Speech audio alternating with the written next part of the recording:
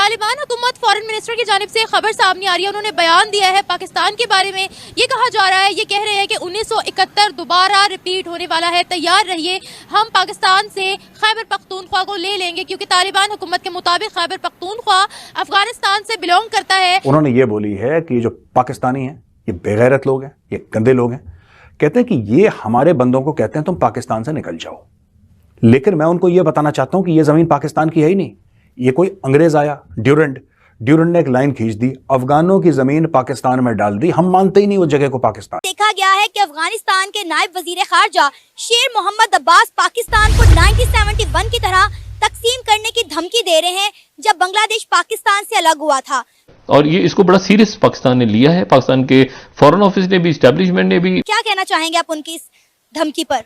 और पाकिस्तान की तरफ जो है ना वो अब उनका बहुत ज्यादा अग्रेसिव बिहेवियर है, क्योंकि उनको लगता है कि हमें जो है ना वो पिछले 20-25 साल से इन्होंने जो है ना वो हालत जंग में रखा है। जो ख्वाब है कि जी अपना अफगानिस्तान पर तालिबान ने कब्जा कर लिया तो यहाँ भी कर लेंगे, ये पाकिस्तान, ये तो मुमकिन नहीं है, ये पाकिस्तान है। जो हम खुद ही अफगानी है, इंडिया के साथ हमारा कोई मसला नहीं है, ये जो इंडिया के साथ कोई मसला नहीं है, कोई मसला नहीं है। जितने भी बड़ा प्यार हमने देखा है अफगानियों के दिल में इंडिया के लिए, कहते जान दे देंगे, भाई है।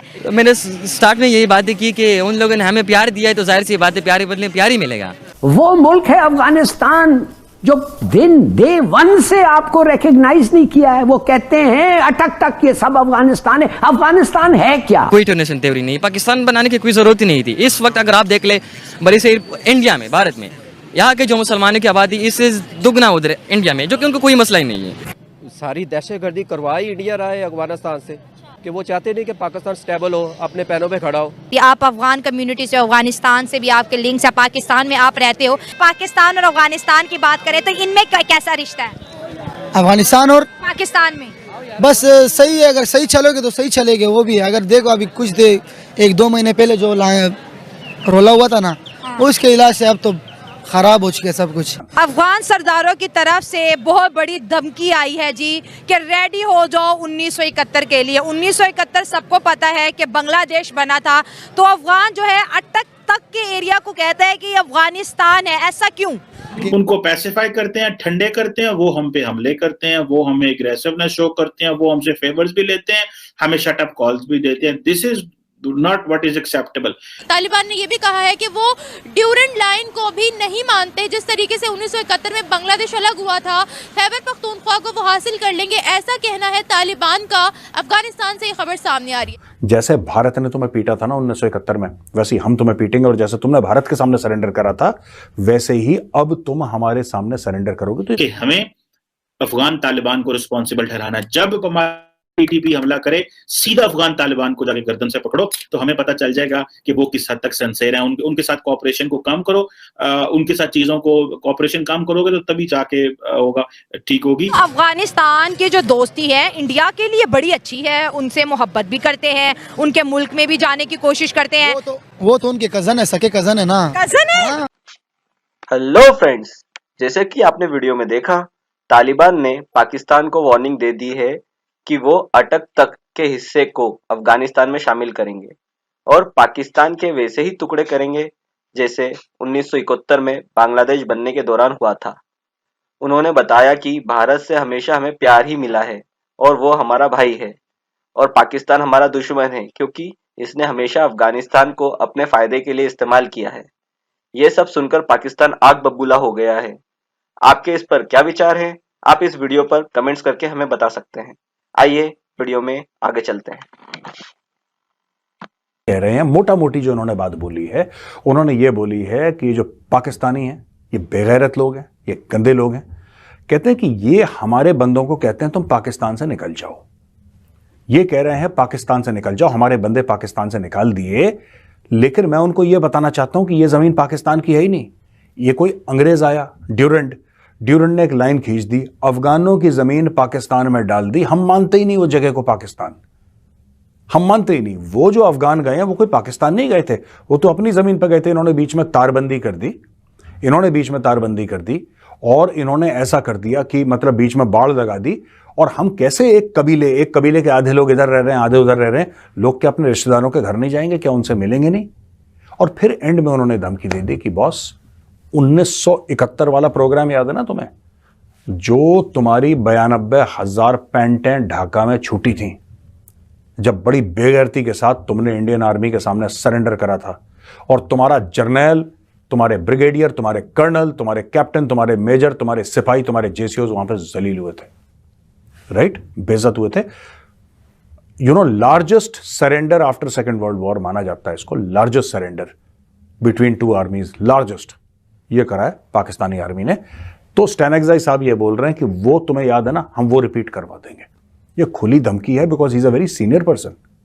वो बहुत ऐसे नहीं है कि मतलब he is not at a junior, he is a very senior person, और बहुत साल हो गए उनको, कितने साल हो गए तालिबान के साथ। और वो ये कह रहे हैं कि भाई देखो, जैसे भारत ने तुम्हें पीटा था ना 1971 में, वैसे ही हम तुम्हें पीटेंगे, और जैसे तुमने भारत के सामने सरेंडर करा था वैसे ही अब तुम हमारे सामने सरेंडर करोगे। तो ये दो चीजें हो गई दोस्तों, एक तो राजनीतिक उथल पुथल पाकिस्तान में, जिसको करने की जरूरत है वो ये है कि हमें अफगान तालिबान को रिस्पॉन्सिबल ठहराना है। जब टीटीपी हमला करे, सीधा अफगान तालिबान को जाके गर्दन से पकड़ो, तो हमें पता चल जाएगा कि वो किस हद तक सिंसियर हैं। उनके साथ कोऑपरेशन को कम करो, उनके साथ चीजों को कोऑपरेशन कम करोगे तो तभी जाके होगा, ठीक होगी। और सख्त लाइन लें अफगान तालिबान के साथ, उनके साथ नरमी ना। और ये आज के लिए नहीं है, ये आइंदा भी आपको, क्योंकि आपको अफगान तालिबान को सिर्फ तालिबान और उस एंगल से नहीं देखना पड़ेगा, आपको ये अफगानिस्तान के लेंस और कल्चर से देखना पड़ेगा।